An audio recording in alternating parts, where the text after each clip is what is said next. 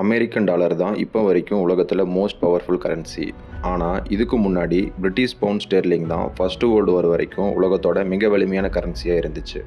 இந்த சேஞ்ச் எப்படி நடந்துச்சுன்னு தெரிஞ்சுக்கணும்னா அப்போது பிஸ்னஸ் எப்படி நடந்துட்டு இருந்துச்சு அண்ட் அதோட பேசிஸ் எப்படி இருந்துச்சுன்னு தெரிஞ்சுக்கணும். ஃபர்ஸ்ட் வேர்ல்டு வார் வரைக்கும் எல்லா நாடுகளும் தங்கத்தில் தான் வர்த்தகம் பண்ணிட்டு இருந்தாங்க. எல்லா நாட்டோட கரன்சி மதிப்பு கோல்டுக்கு ஈக்குவலாக தான் ஃபிக்ஸ் பண்ணியிருந்தாங்க. ஆனால் கொஞ்சம் கொஞ்சமாக அந்த கோல்டு ஸ்டாண்டர்ட் அப்படிங்கிற அடிப்படையே போயிடுச்சு. அதுக்கு காரணமான முதல் சம்பவம் கிரேட் டிப்ரெஷன் அப்படின்னு சொல்லப்படுற எக்கனாமிக் ஸ்லோ டவுன். 1929 1939 வரைக்கும் நீடித்த இந்த டிப்ரெஷனில் பல பேங்க்ஸை க்ளோஸ் பண்ணிட்டாங்க.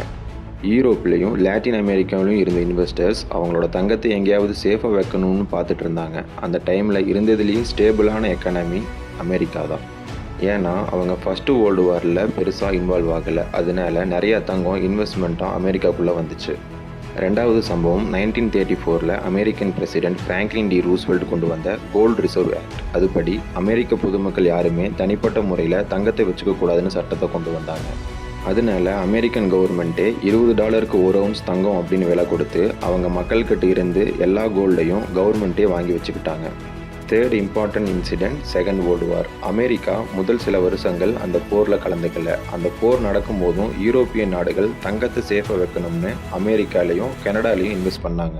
அந்த டைமில் அமெரிக்காவிலேருந்து வெப்பன்ஸோ ஃபியூயல்ஸோ வாங்கணும்னா தங்கத்தை கொடுத்து தான் வாங்க முடியும். ஸோ அமெரிக்காவில் 1920 1945 வரை பல மெட்ரிக் டன் அளவு தங்கம் இருந்துச்சு.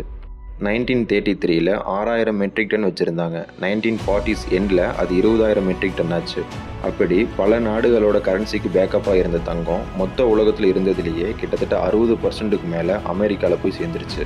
அப்போ தான் 1944 4வது ஒரு சம்பவம் நடந்தது.